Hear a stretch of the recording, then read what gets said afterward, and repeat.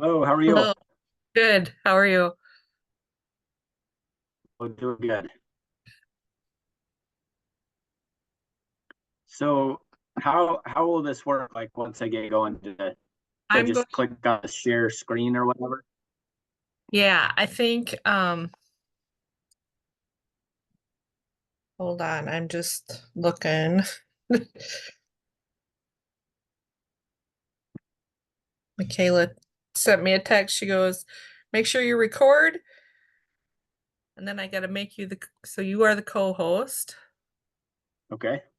and then you should be able to um share your screen when you want to.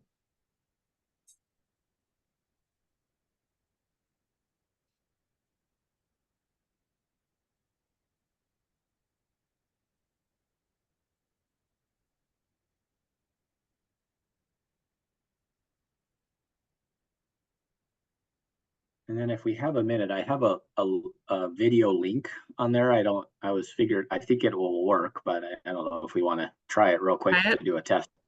Okay. So if I do share screen, Yep. um, I'm guessing I should click on the PowerPoint. Yep. Share. There you go. You can see that. Yep. And then if you go to click on slideshow, and then from beginning is usually how. But if you see the Okay. video, you want to try the video. Yeah, so this would be the link. Let's see if it works.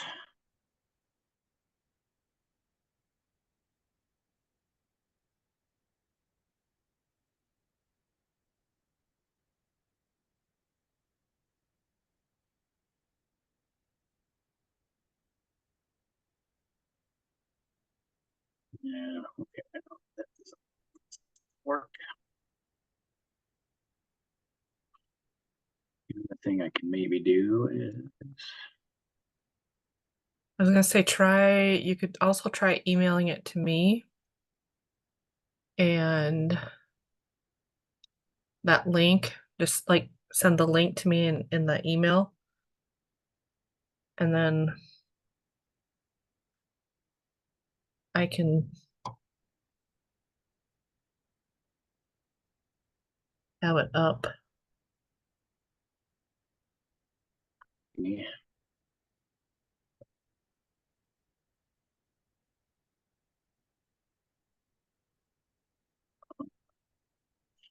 Can I just send it to you in the chat maybe? Yeah, try that.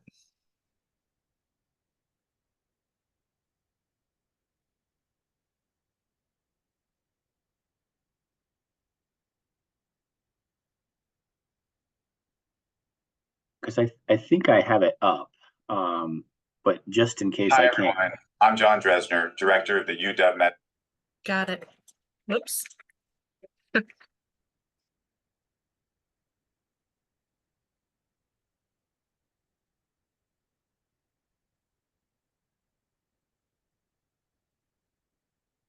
Because my worry would be that I don't have the greatest internet connection, and I'm worried that's gonna Okay. monkey it up a little bit. So I might just have you play it when we get to that point if you're able to. Yep, I think I can. And it should be a Hi, clip on everyone. my. I'm John Yeah. Dresner. Okay. Yep. I got it. Okay. Okay. Super. We'll see if we can make it work. Awesome. Well, I'm glad we got that to work. We got about 11 people sitting in the waiting room, so I'll let them sit for a few minutes yet. And then, so I will do my thing. Is there like, do people ask questions at the end, or do they write in questions, or how does that Just work? Or just just depends. And I'll watch if they're asking questions in the chat and okay? kind of let you know. Um, but It just depends. Sometimes they're chatty and sometimes they're not. So Yep. we shall Okay. see. So yeah, Sounds good. I apologize if you can hear my grandkids. No, that's all right. Mine are, I tried to give them quiet activities to do for the next hours. Well, we fed them pizza. It's my husband's birthday today, and then Oh, my very good. son and daughter-in-law won tickets to a concert in Brookings. So Fun. they're like, "Can we dump the kids off with you so we can go to this concert?" Yeah. So Sure. so yeah. Um, so when we get to this video, just trying to remember if I'll have to stop sharing. Yeah, I'm guessing, yeah, probably I'll need to, I'll, yeah, I think I can probably just click on stop sharing maybe and then Yep. hit And then share I'll, again or something. yeah, then I'll share. So yeah, Okay, and it's pretty short. It's like 2 minutes two long, maybe minutes. something like that. Okay. Yeah. Okay. So Perfect. That'll work. Sounds good. Well, we're up to 12. I think she had said that 30 people had signed up, so okay. but we'll see if they all Yep. remember. Yep. Yep. Where are you at in Sioux Falls or Yeah. Yep. Yep. Yep. With the Avera McGreevy Clinic here in Sioux Falls. okay. Yep.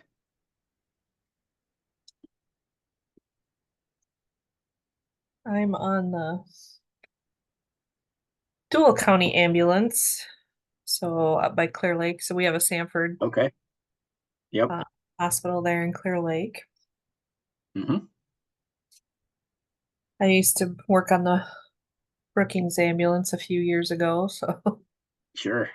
trying to slow down a little bit, but Yeah.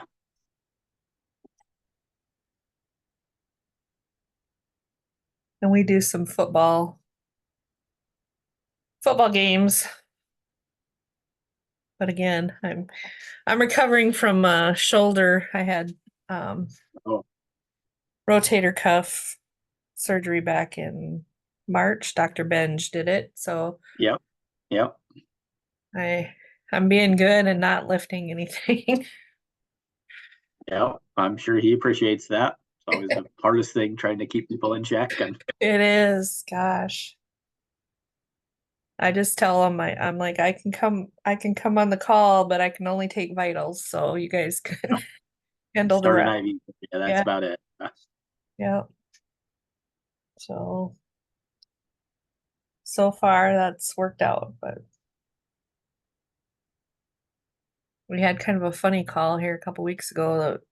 The page was a 60-year-old woman fell in a window well. Oh. Hmm. I Probably think couldn't get out, I'm guessing. Yeah, she on how she deep could it not. was. She could not. It was probably 4 feet, 5 feet deep. Yeah. Oh I boy. think I think I know she had a brain bleed, but I feel like and they took her over to Hendrix on that one, but I think she had a stroke as well. So I don't know Yeah. if the fall was Yeah. What came first? yeah, Hmm. that was kind of weird.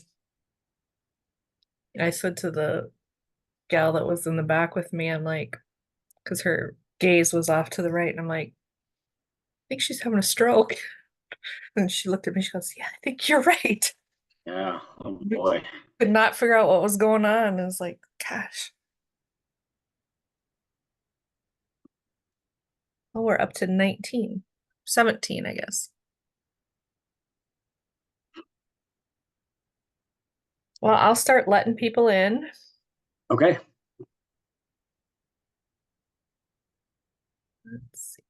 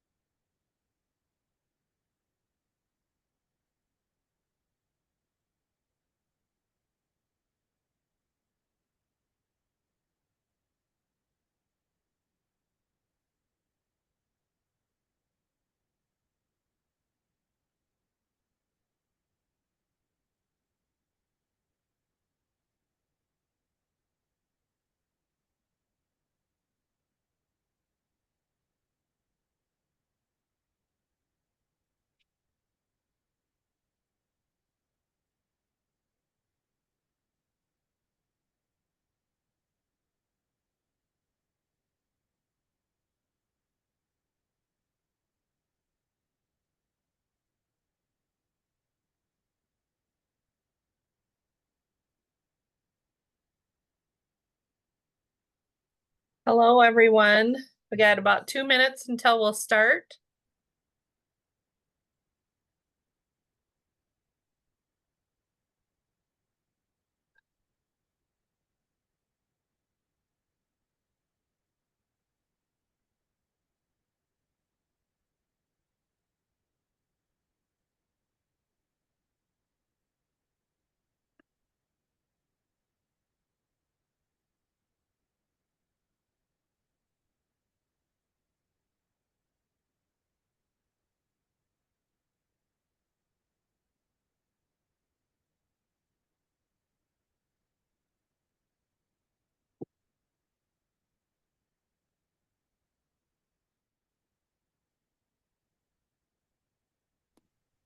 Hello.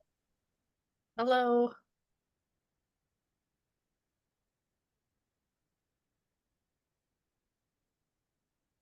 Hey, Nicole. How are you, Sheila? Good. Good. Go. Good. Good.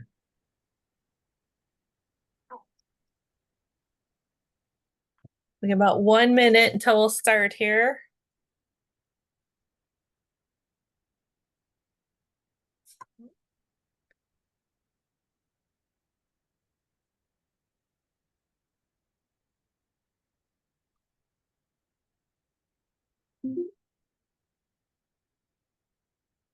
Got a great crowd here tonight. Lots of familiar names.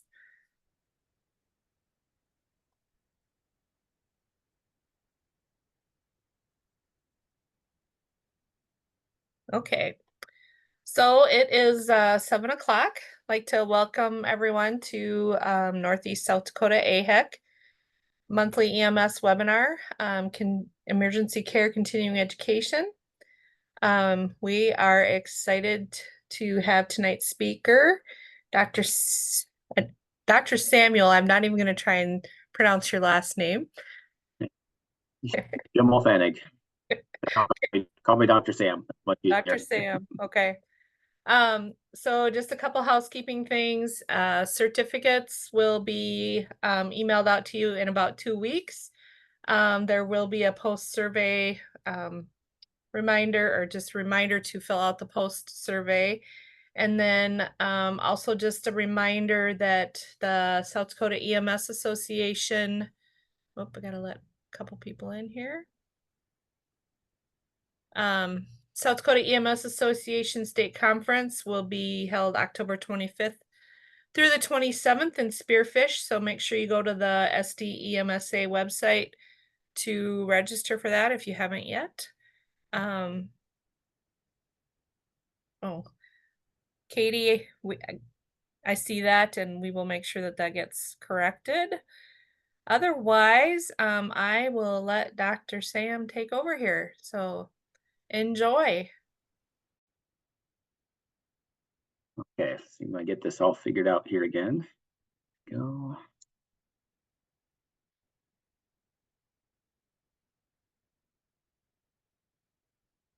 Okay, so thank you everyone for logging on this evening. So we're going to be talking about what is fortunately a very rare thing in sports activity, but sudden athlete death, which can occur from a couple different causes. And so we're going to talk about the four most common, I should say. So sudden cardiac arrest, exertional heat stroke, sickle cell trait, and sport-related concussion.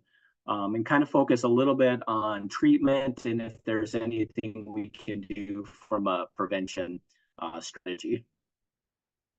So there's actually, in looking at the data, lots of different things that can result in death in sports. The top four sometimes are called the H's. So cardiac or heart, stroke, traumatic brain injury or head, and then exertional sickling crisis or HEME. So the four H's are the major causes. All these other ones are reported, but much less common. So we will start with cardiac emergencies. And if we look at this graph, this kind of breaks down all of the different causes of cardiac death in athletes. And the biggest category is hypertrophic cardiomyopathy. That's roughly 20%. And then there's other causes of hypertrophy, which bring it up to roughly 1/3 of the cases are from that cause alone. The next major group, especially when you lump them all together, are going to be arrhythmogenic causes of sudden death. So just to talk a little bit about some of these, sorry, there's a fly bugging around that's bugging me right now. Hypertrophic cardiomyopathy is going to be the most common cause, with an incidence of about 1 in 500 to 1 in 1,000, just in the general population. The biggest risk factors are males and African American in particular. And what we can see from the slide here on the right is a normal example of a heart kind of in cross section in normal ventricular myocardium. And what we see with hypertrophic cardiomyopathy is this enlarged septum. And the problem that this causes is that this is our left ventricular outflow tract here, which is a lot more room for blood to get out. And what this causes is obstruction of the left, obstruction of the aorta. So especially the blood that's leaving and the coronary arteries that come off as the first branch of the aorta can get occluded by this enlargement of the heart. Coronary artery abnormalities are another cause, a more rare cause. What normally happens with our physiology or anatomy is that the coronary arteries are the first branches off the aorta. And with an anomalous coronary artery, it actually comes off the pulmonary artery and not the aorta. And if the heart is just beating normally, that minor difference in deoxygenated versus oxygenated blood probably doesn't make a huge difference. But if the heart is working harder, that relative oxygen deficiency actually results in ischemia and sudden cardiac death. Most of the time, there isn't really any warning signs, and unfortunately, sudden cardiac arrest is often the first sign that this is present. Wolff-Parkinson-White syndrome is one of the arrhythmogenic causes. Down here, we have a normal cardiac tracing with a normal QRS cycle. And what we see with Wolff-Parkinson-White is this upslope. So instead of the sharp downward Q before we move into the R, they don't really have a Q wave. It's just this funny upslope. And they also are prone to different heart arrhythmias. Actually, SVT is the most common. This tracing of somebody in SVT, they're probably close to 250 beats a minute, but they can also have different arrhythmias as well. Lung QT syndrome is two different forms of that. So you can be born with it, or different medications like macrolides, azithromycin can potentially do it. What we see is the normal QT interval, and then when you have prolongation of the QT interval, what happens is the heartbeats get closer and closer together as your T wave starts to merge into your P wave, which then results in ventricular fibrillation.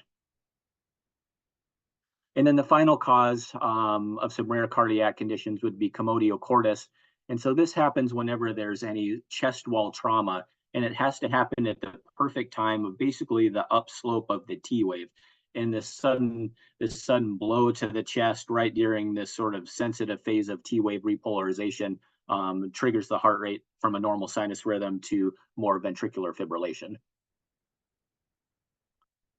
So when we look at sudden cardiac arrest, one way to look at it is, are there any sports where it's more likely to happen, or should we be more aware of certain sports compared to other sports? So this was a 2-year study of cases of sudden cardiac death in athletes. The largest group was actually basketball players, they found, followed by football, track, cross country, and soccer. They did see it in a variety of other sports as well, but these were the major four where they really tended to see it.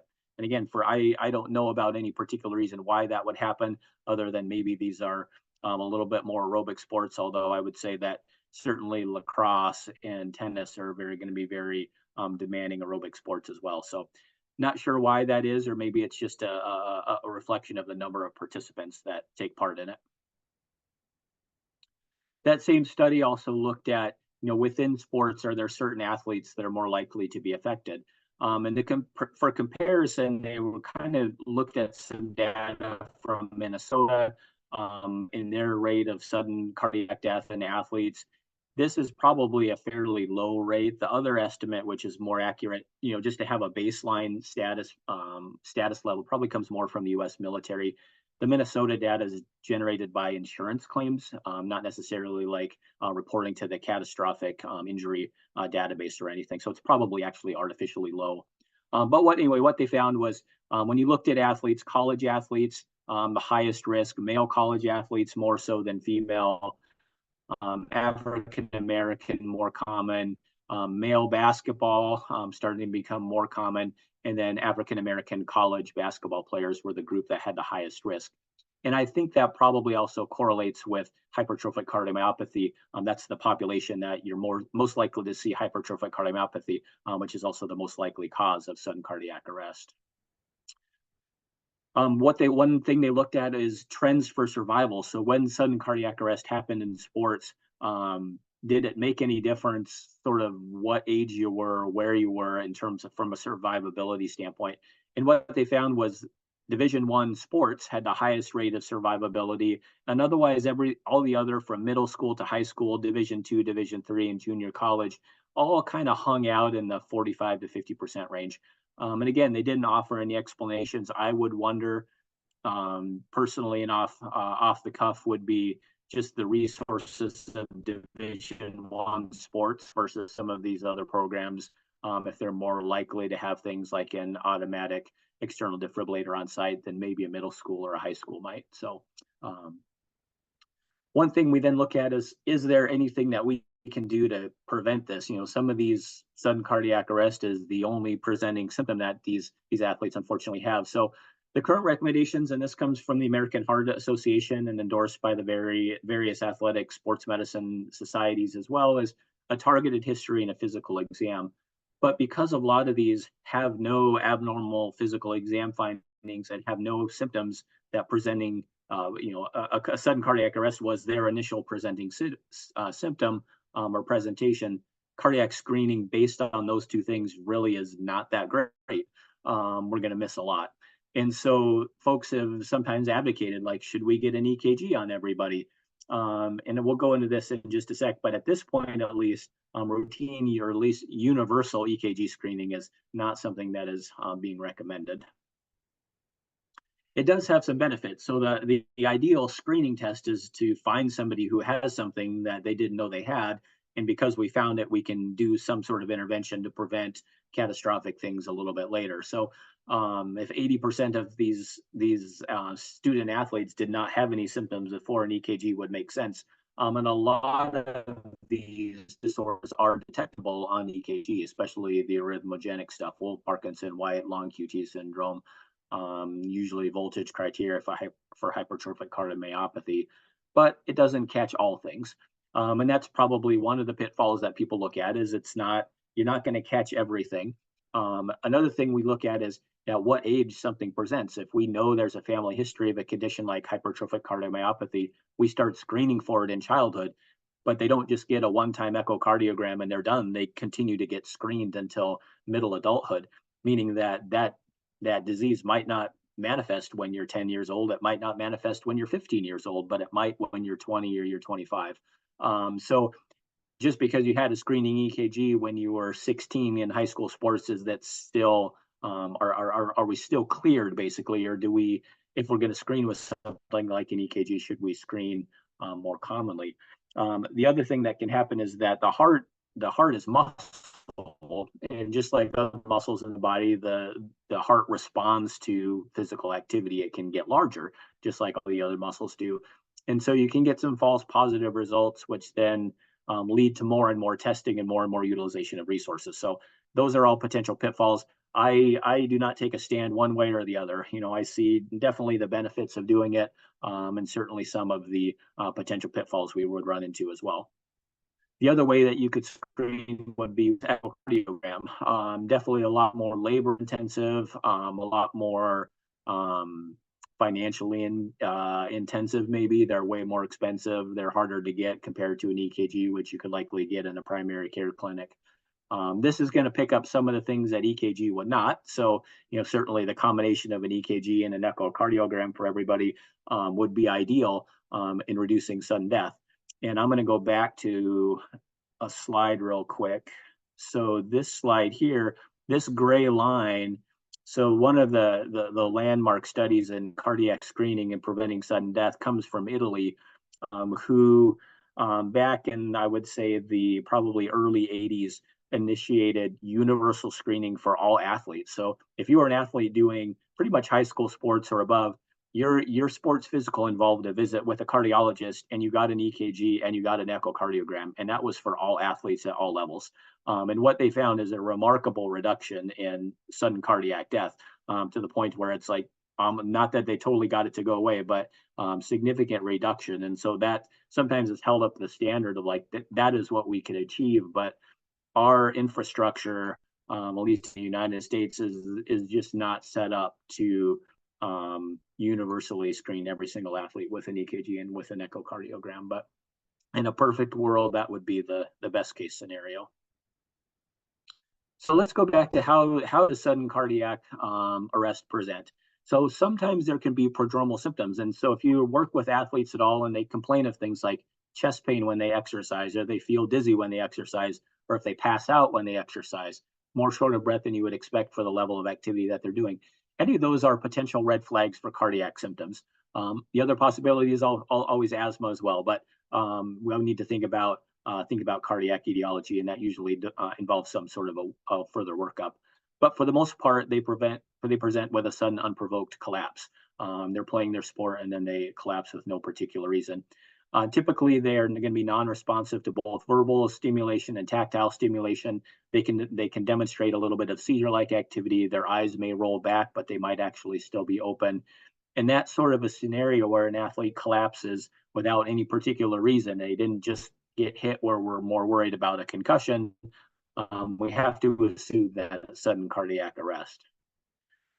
And so the biggest thing when it comes to that is having an emergency action plan. And I know I'm speaking to a lot of EMS providers, so that is why you guys are there, is to help respond to that plan. When I gave this talk just yesterday to athletic trainers, my biggest point for them was like, you need to develop an emergency action plan, because yes, we need EMS's help, but if we have a very short window of opportunity to put an external defibrillator on somebody and we have it on site, that is far better than waiting for EMS to arrive, especially if we have to call them in. So having a plan in place before, not relying on the athletic training staff to do that this should be coaches and anybody else who is responsible for athletes on the field should be versed in what to do should an athlete collapse. And Sheila, I'm going to stop sharing for a second. And if I have a short clip on YouTube, it's about 2 minutes long. It's sort of a video about what happens with sudden cardiac arrest. And it's very, I would say, alarming footage. But I will say beforehand, all of these athletes actually live. So, Sheila, if you can get that to pull up, that'd be great.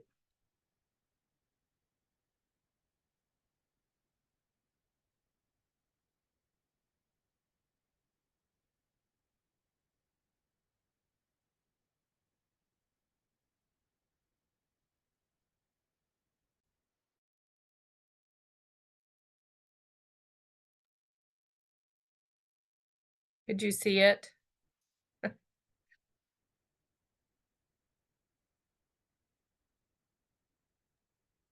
Sorry, I am not seeing it. I'm not sure if everybody else. I saw it for just a moment, Sheila, and then it went Okay. away. Hold on. And we just have your desktop right now.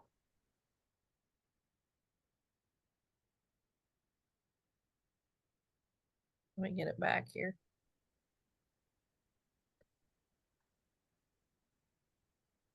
Can you see it now? Center for Sports Cardiology. Yes. Yes? Okay.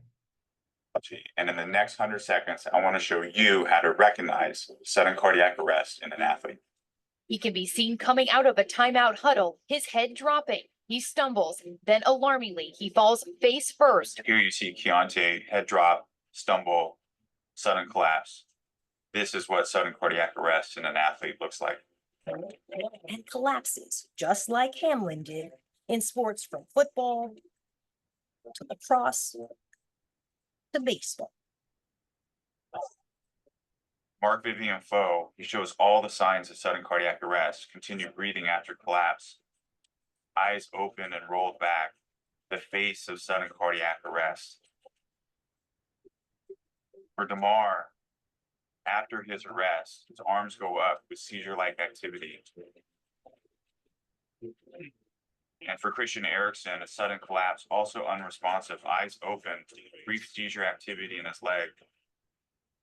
This is sudden cardiac arrest. We've been there, but that's not a good look at all. With Claire, dramatic episode, collapse with seizure-like activity in the arms, an amazing emergency response. Call for help, someone go get the AED.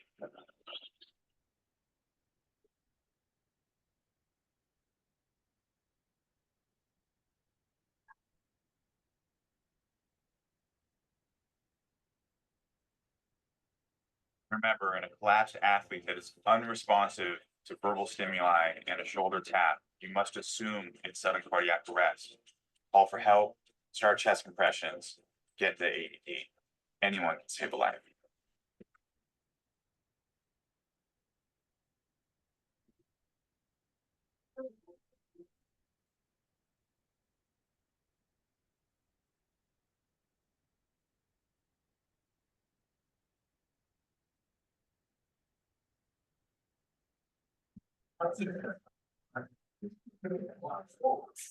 Okay, so yeah, sorry, that was kind of choppy for me, but hopefully everybody else saw it a little bit smoother. But that is a great video to watch. It's on YouTube.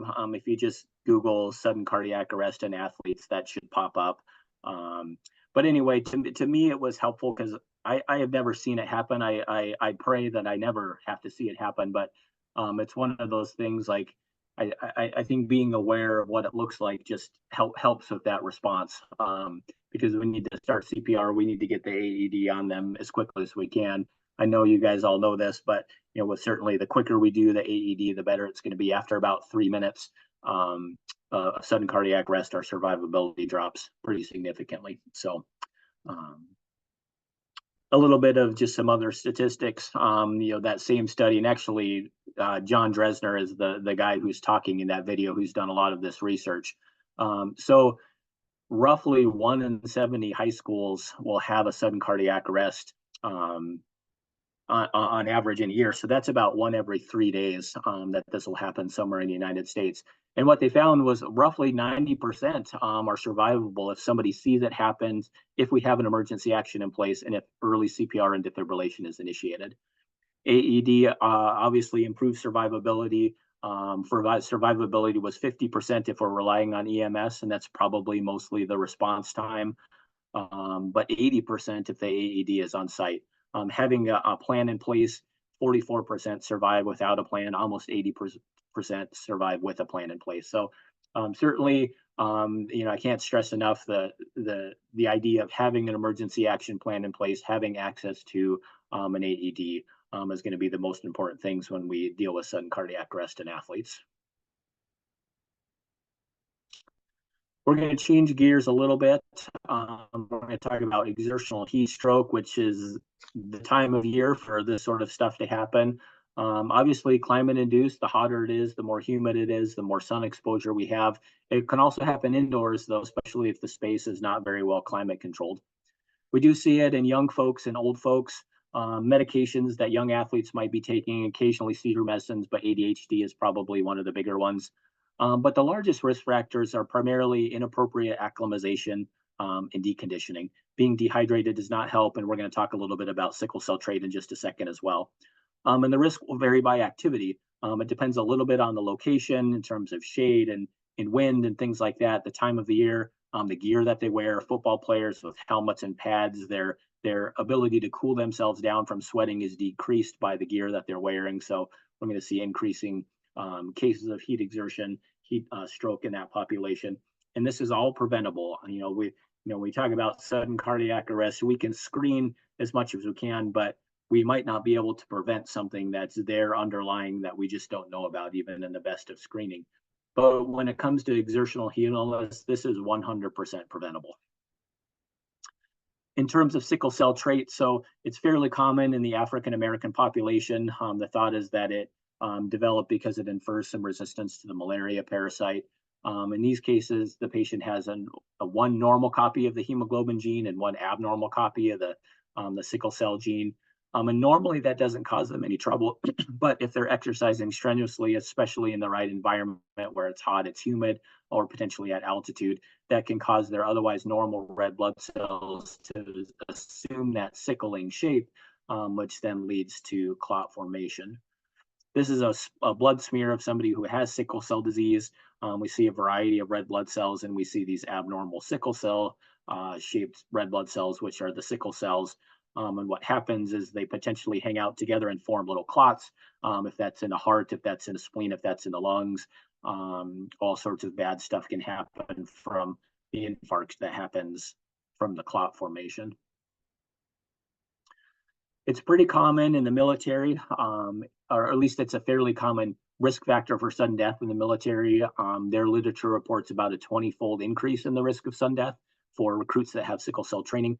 This is an older study from Division I, a 37% higher chance of having sudden death and for a Division I football player with sickle cell trait versus not. That has led to some mandatory screening recommendations. It used to just be Division I, and now I believe it's all NCAA divisions now mandatory screen all athletes for sickle cell trait.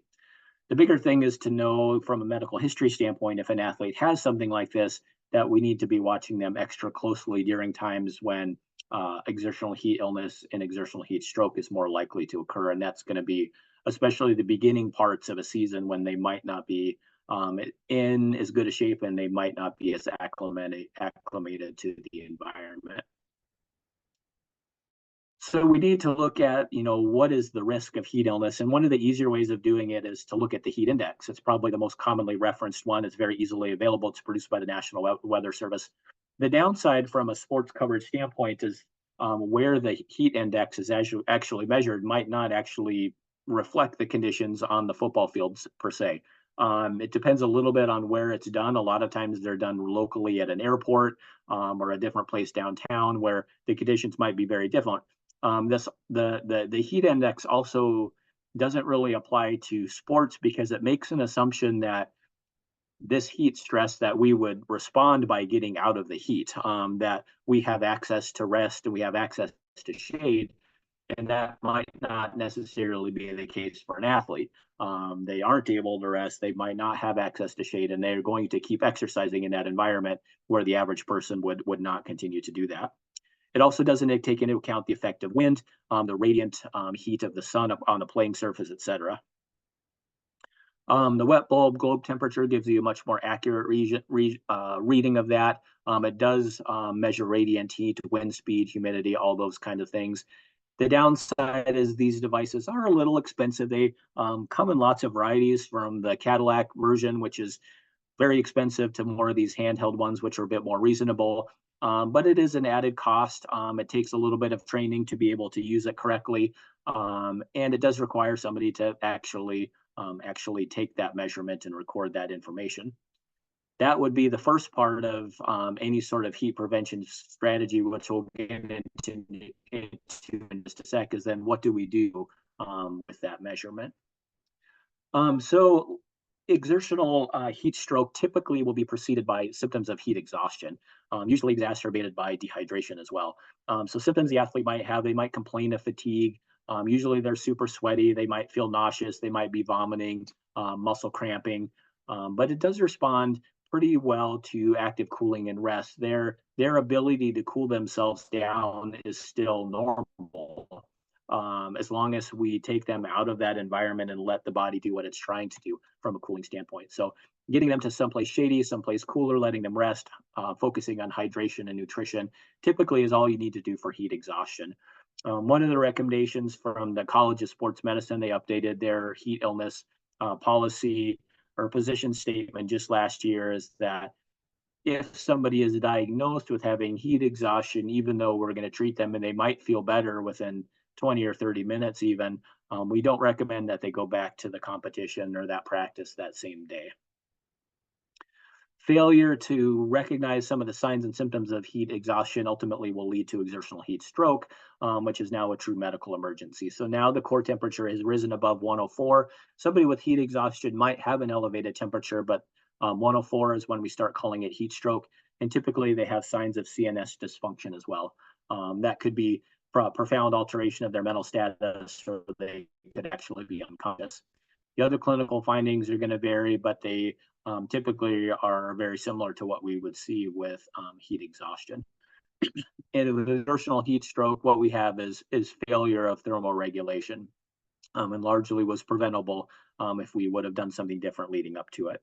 So this is a medical emergency. We need to focus on the ABCs, as we always do in all emergencies, but active cooling is going to be the most important step in involvement with EMS.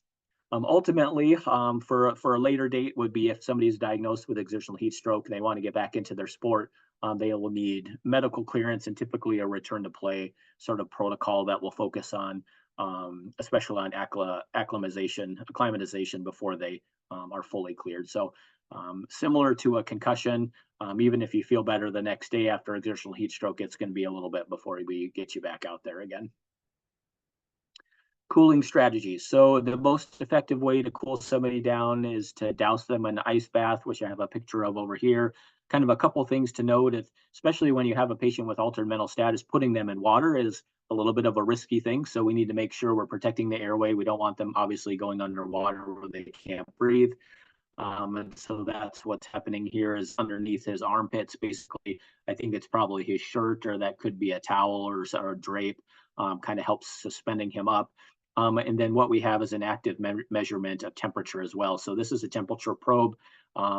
Rectal temperature is going to be the most accurate one, and that's what's recommended when it comes to measuring heat stroke. We really don't want to use ear thermometers or skin probes. None of those are going to be accurate when we are diagnosing heat stroke. So we need a rectal temperature. This is a rectal probe that can go underwater so that you can continue to monitor the patient's temperature while they're in there. One thing we need to do is make sure we're agitating the water. If the water is still, we'll actually create a sort of a layer of not as cold water right next to the skin. So we need to take advantage of convection, keep that cold water moving across the surface of the skin to more efficiently cool the patient down.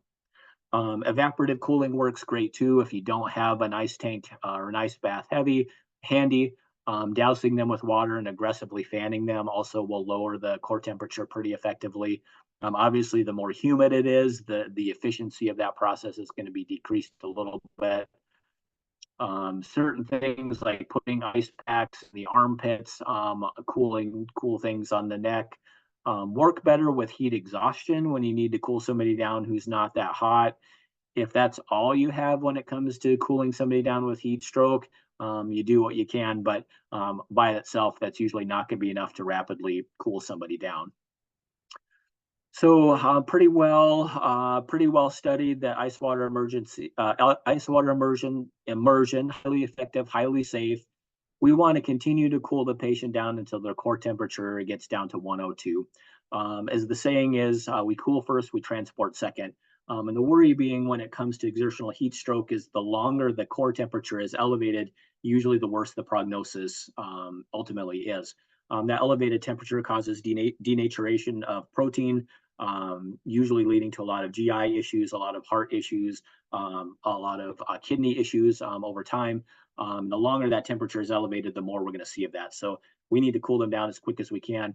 And if you take them out of the ice bath for the purpose of transporting them to the hospital, we've now just left that window where their temperature is elevated open for a longer period of time. So if the patient is in an environment where they're actively being cooled, we should continue to cool them until we get to a temperature of 102. This was another kind of a point when I worked with my athletic training staff this fall, especially for the Sioux Falls ambulance service, like, okay, we were able to, kind of coordinate with them, like, what is your policy when it comes to heat illness? If you arrive on site and a patient is being cooled, do you allow them to continue to cool the patient, or is your strategy, we are here, we're taking the patient to the hospital? And that was also the case in a lot of the smaller outlying communities. And so I really encouraged the athletic training staff to reach out to their local EMS teams and just make sure everybody's on the same page when it comes to this. Of if there's a case of heat stroke and a patient is being actively cooled, to allow that process to continue until we transport them. That is a kind of a higher level recommendation, and I found from chatting with people, it hasn't necessarily filtered all the way back down yet. But That is the current recommendation, the cool first, transport second. Components of a good heat illness prevention policy. So this goes back to environmental monitoring. Who's going to take that measurement? When do we do it? Where do we do it? How often do we do it? But the big thing is then what do we do with those results? And what is our emergency action plan should heat illness develop? If we did everything right and somehow it still managed to happen, what do we do next? How are we going to be prepared? This is from the state of Georgia, actually, because they for a while were having a lot of cases of exertional heat illness and heat stroke in their high school athletes, and then instituted some prevention guidelines, and then studied it because I wanted to see if it actually made any difference. So I'm just using them as an example because they actually had some nice data that they were able to demonstrate. They broke down the wet bulb globe temperature into different ranges, where business as usual if it was less than 82, and no sports at all if it was higher than 92, and then anywhere in between it varied. So shorter practices, whether or not they could wear helmets and pads, how often did they take a break, how long were those breaks for, all those things were all then mandated based on the wet bulb globe temperature. And what they also noted in their sort of pre-study was that almost at least half of their cases happened within the first 5 days of practice. And so they mandated, okay, if the first week roughly is when we're most likely to see this, then we need to do a slower ramp up. Instead of having guys show up and we hammer them on the first day, we got to give them a chance to get used to this. We need to keep the practices a little bit shorter, and then for the higher temperatures, we need to initiate those changes in practice. And so these two charts actually in the paper, they sit on top of each other. So the category under here is the same as it is under here. So these would be your lower wet bulb globe temperature and your higher wet bulb globe temperature. The first graph shows the pre-policy, which is the lines in black. So how much heat illness were they seeing? Not surprisingly, the hotter and more humid it got, the more of it they saw. And then the white graphs are basically what was the rate after we put these policies in place. And a pretty significant reduction, especially at higher temperatures, to the point where the second graph just tells us what the percentage change was. What percentage of a drop was this? What percentage of a drop was this? In this one, they didn't have it all. So in this highest category, by eliminating practice, of course, they had no cases of exertional heat illness at those highest levels, and a nearly 80% reduction in that sort of second to high category. So definitely a very effective change, benefiting a lot of athletes not to be struggling with cases of heat illness. And the final topic we'll talk about will be sports-related concussion or head-related trauma. Concussion symptoms. Obviously, a concussion is going to be preceded by some sort of an injury to the head, whether it was a head-to-head contact, a head-to-ground contact, or I found almost more than that, it's a blow to the body, which results in a whiplash type of mechanism to the head. So their head might not have actually even got hit at all, but they have whiplash, or they have a rotational whiplash, and that shearing effect on the brain is what's causing a lot of the concussion symptoms, which can vary. The physical symptoms like migraines and dizziness and double vision, the cognitive symptoms of difficulty focusing, not remembering things, being foggy, usually more after the fact, but sometimes I'll see guys right away, more emotional than normal.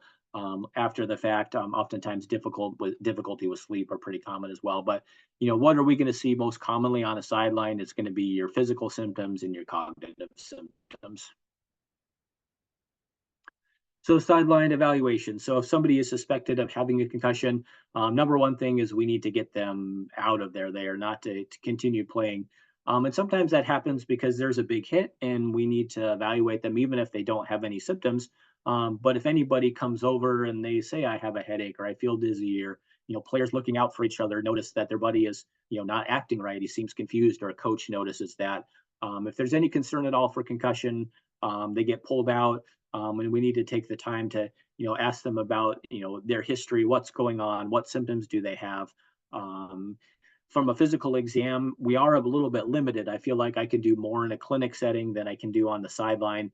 But my biggest things I focus in are, from a physical exam, it's usually balance and dizziness testing, and visual oculomotor. So what, following their eye movements, are they tracking well? Do they have abnormal saccades where their eyes are really jerky up and down or to the side to side?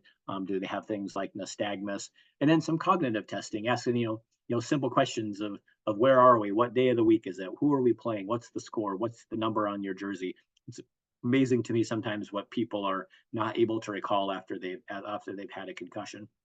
And then that's where the pathway diverts after that. So we have to make a call of, do I think this is a concussion? Do I not think this is a concussion?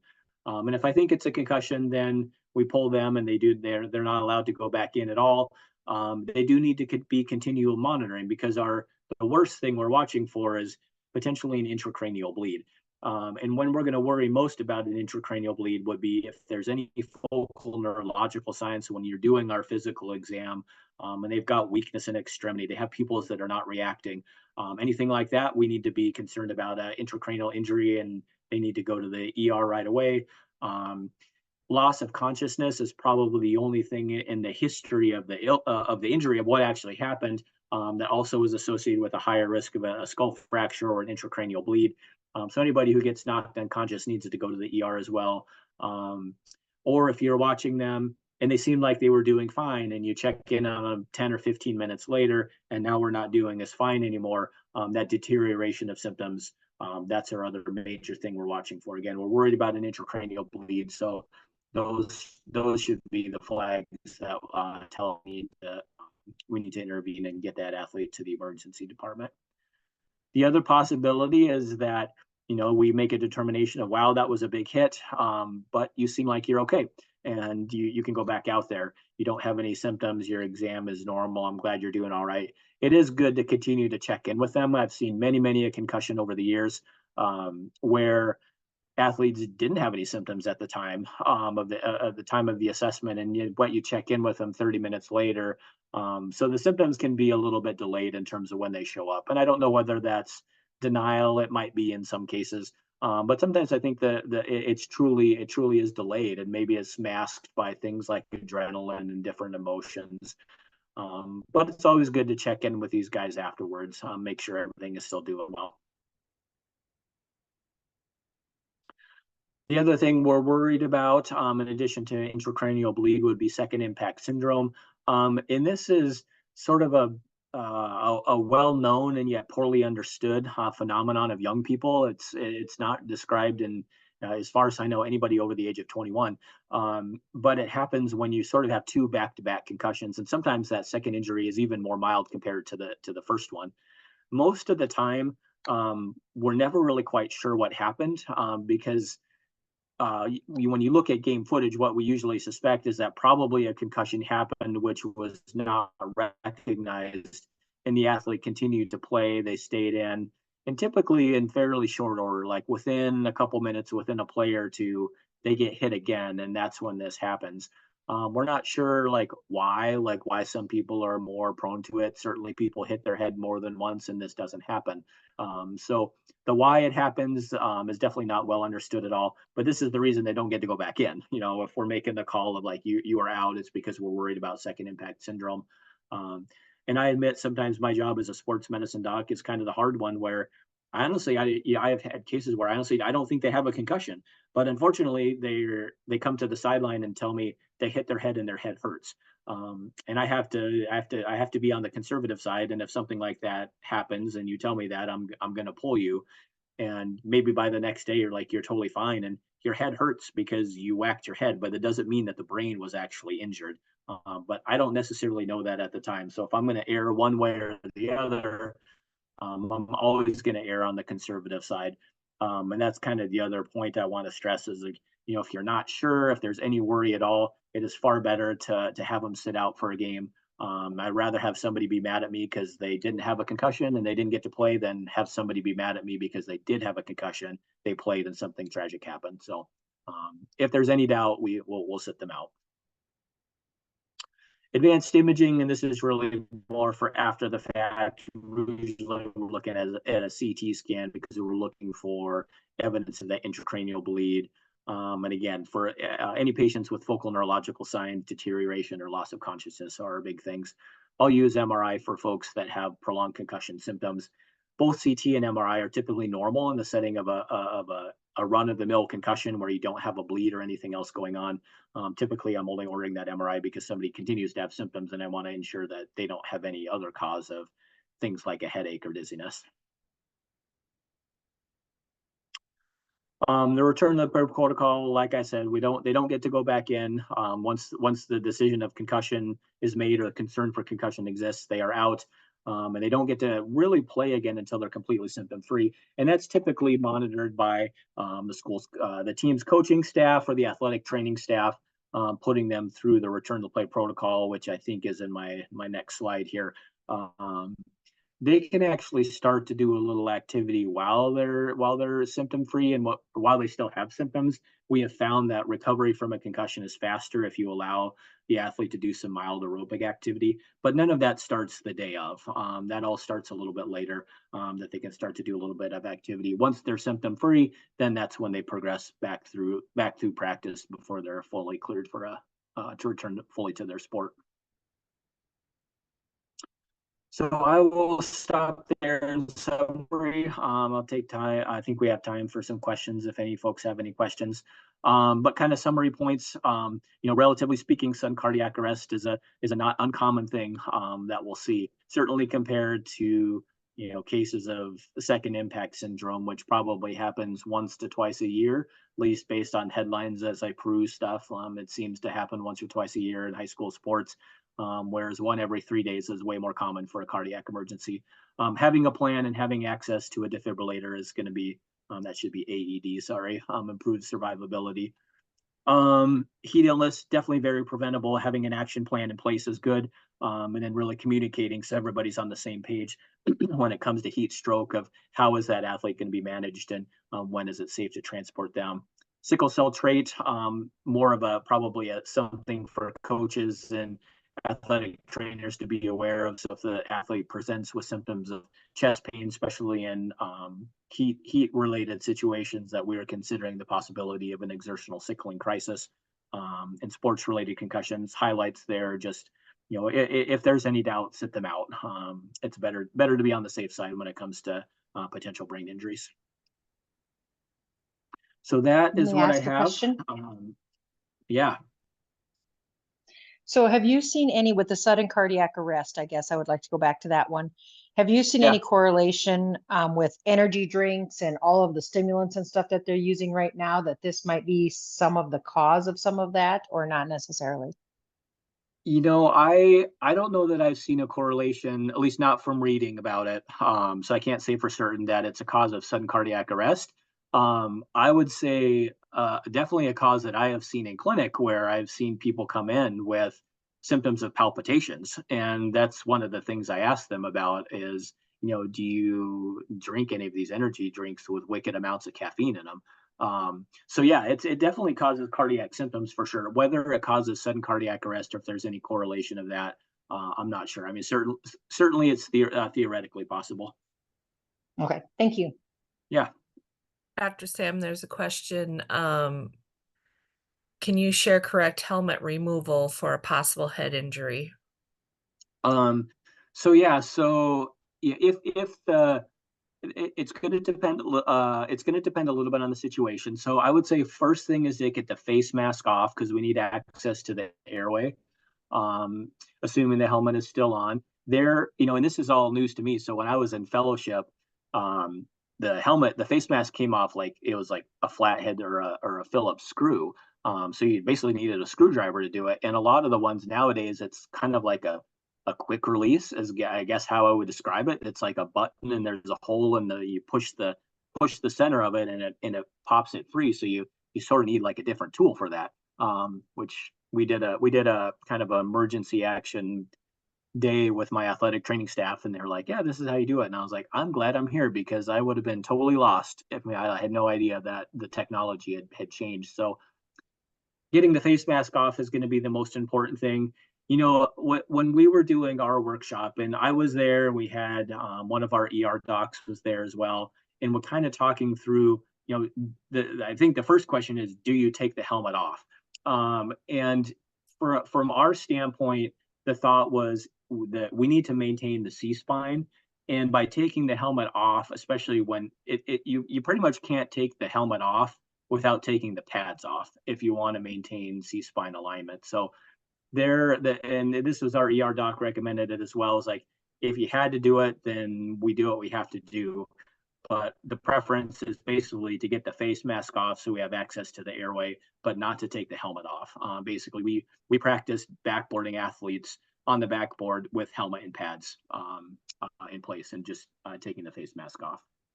If you needed to take it off, it's a multi-person job, and communication. That was the hardest thing, like when we were backboarding, of like rolling somebody, how to log roll somebody when you have 3 or 4 people there. And we kind of had to practice, because we all know what we're doing, but like, yeah, we have to pretend that we don't all know what we're doing, so that everybody might not actually be familiar with how to hold a head or how to roll a patient, where to put their hands, that kind of stuff. So super good communication, but it's definitely going to be challenging to maintain cervical spine alignment with pads on without a helmet in place. So I don't know if that answered the question, but.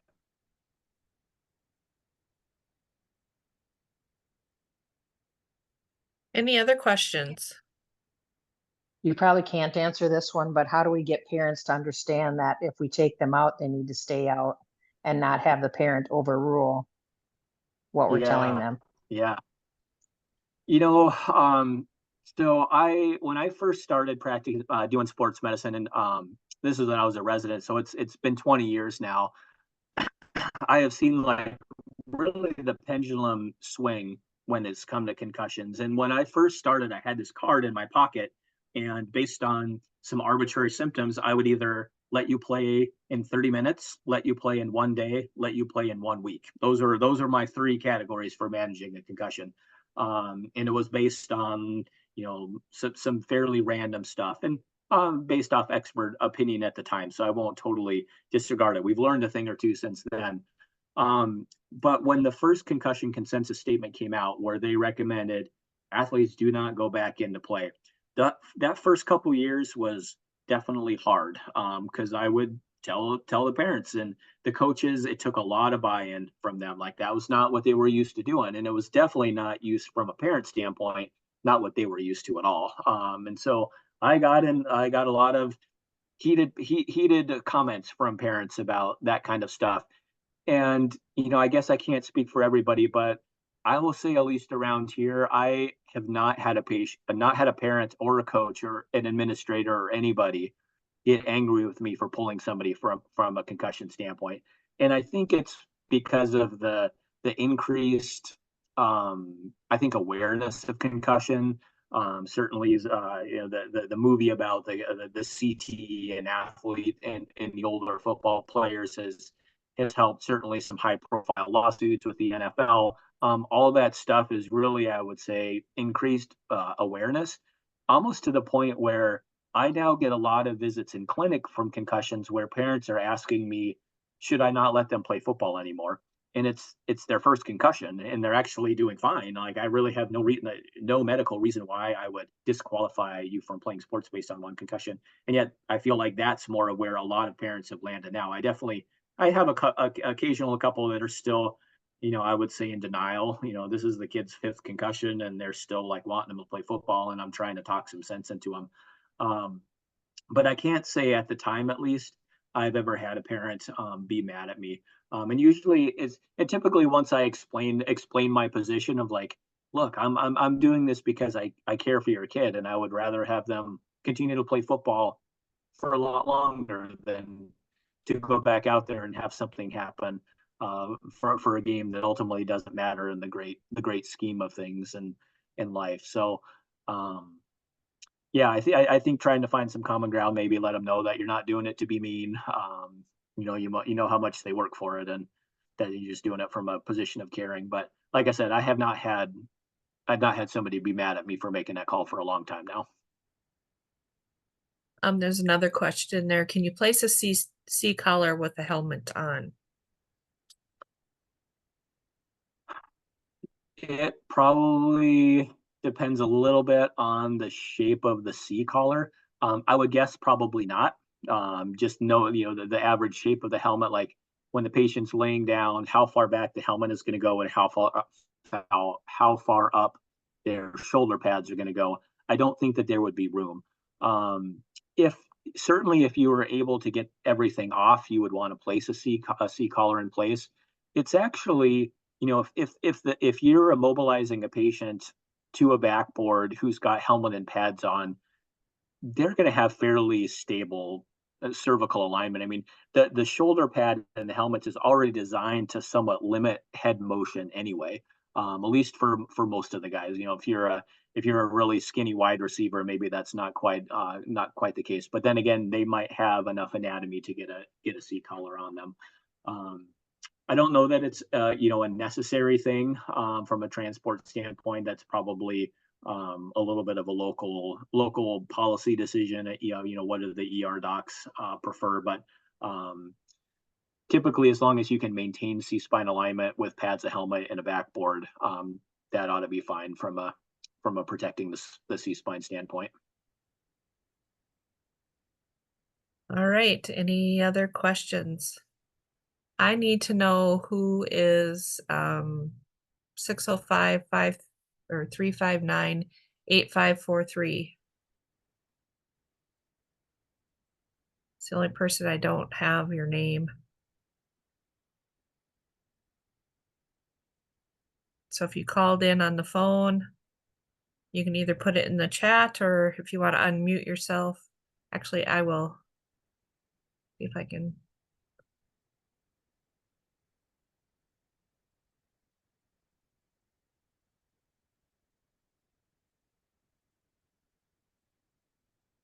Can't unmute you.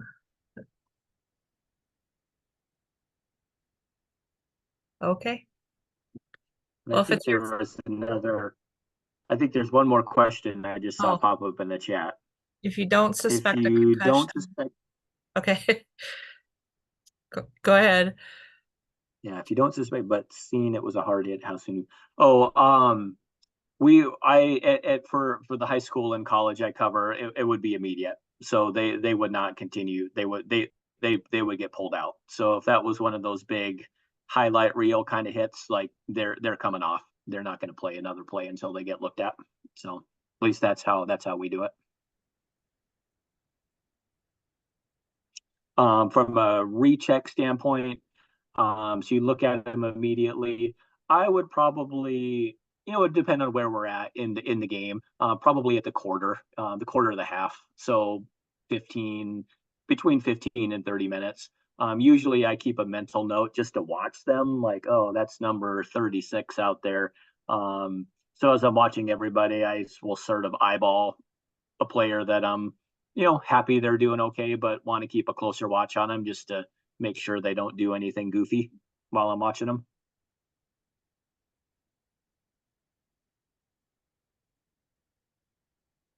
I don't think that there's any must recheck every 5 minutes, every 10 minutes. So it's usually I'll check in once and make sure they're still doing good.